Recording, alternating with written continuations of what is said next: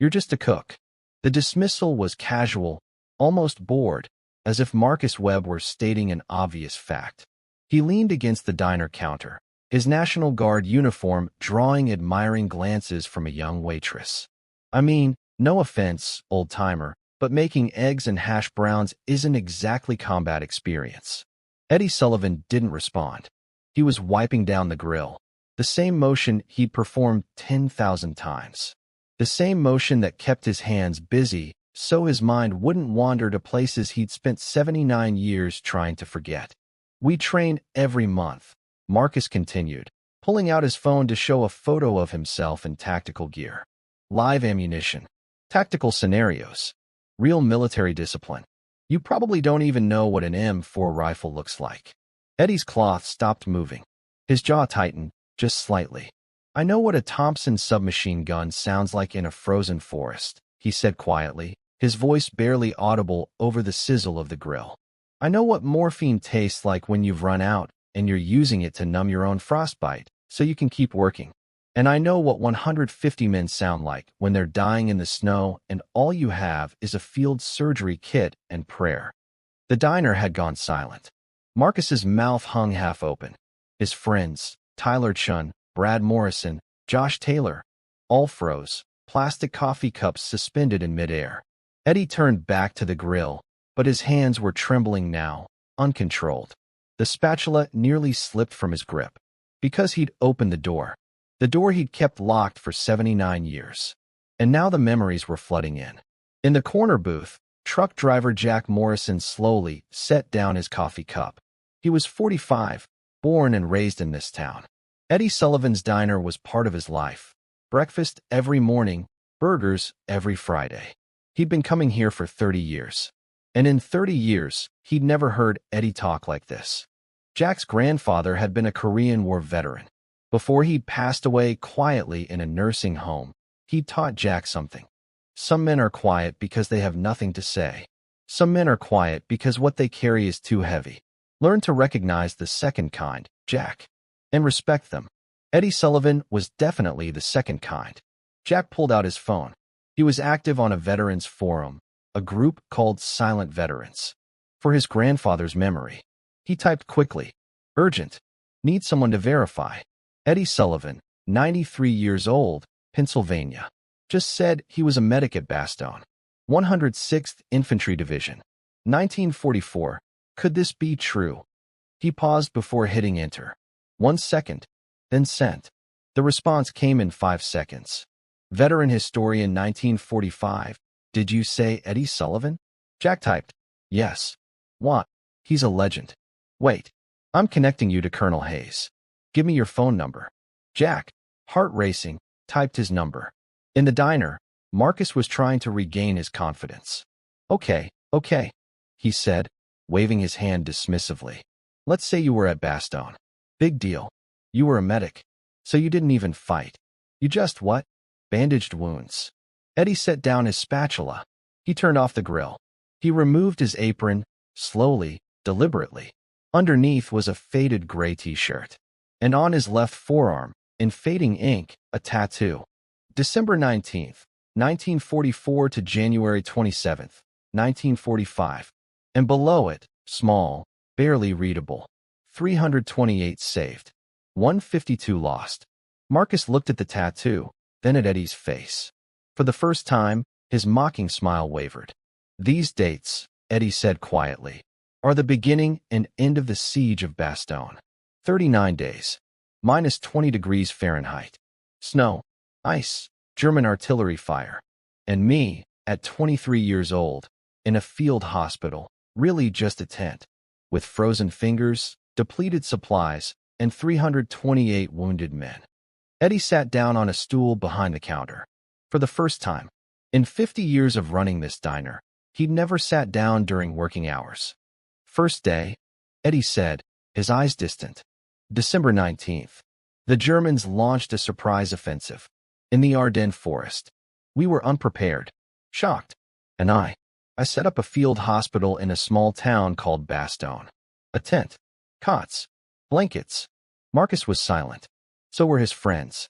When the first wounded came in, Eddie continued. I realized two things. First, they were so young. 18, 19, 20 years old. Second, they were terrified. Eddie's voice trembled.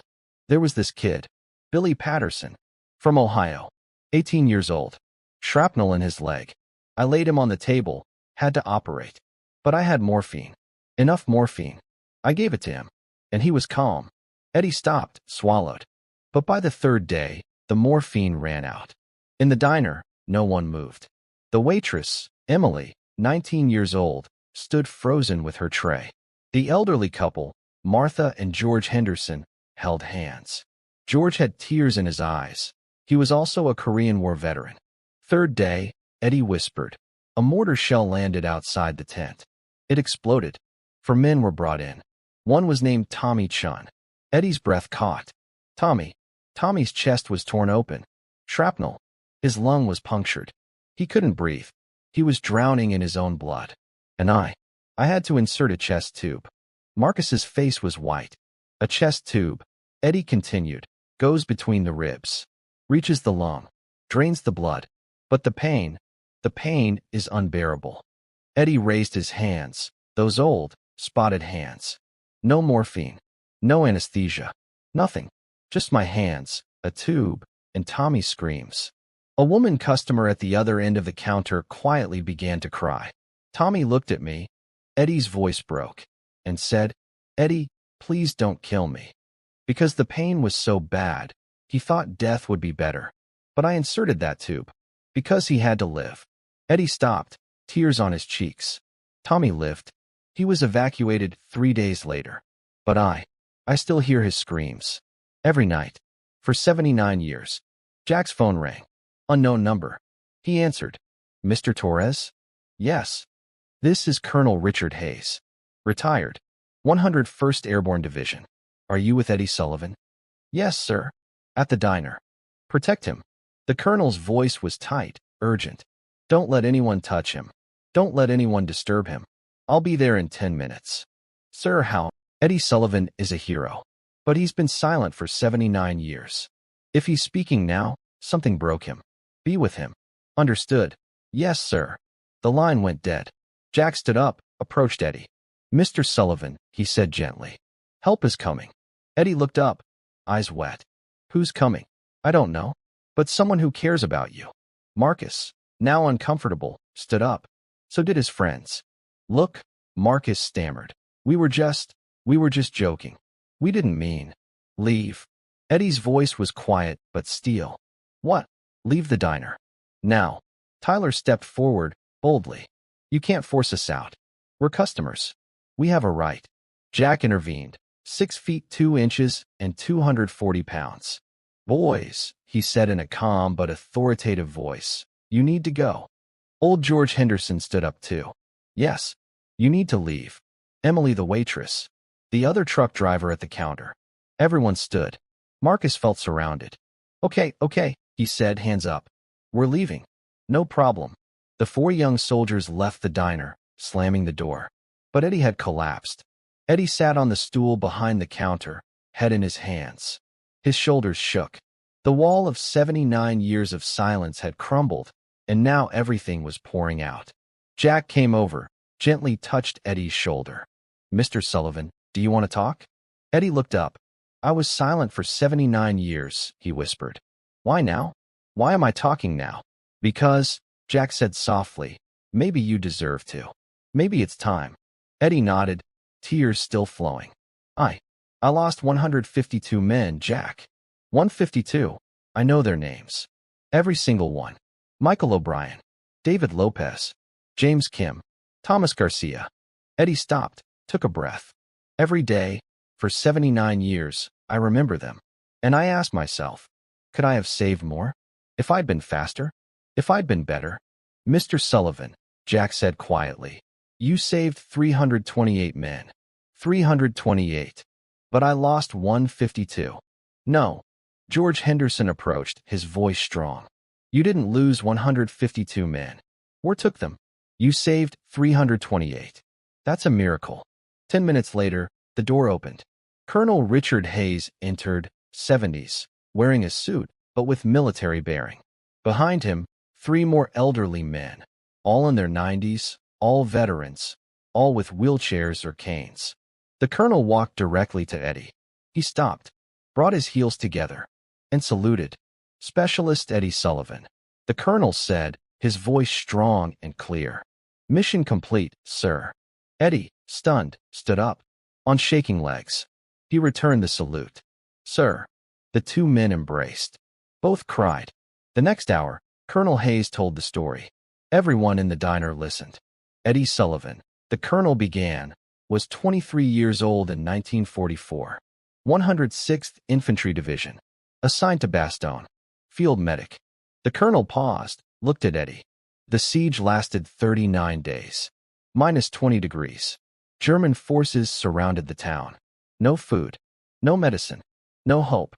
But Eddie and his team, every day, treated the wounded. The colonel raised his voice. Eddie performed 87 surgeries in the first week. When morphine ran out, he used aspirin. When aspirin ran out, he used hot soup and hope. And 328 men survived because of Eddie. Everyone in the diner applauded. The colonel continued. But Eddie never spoke about it.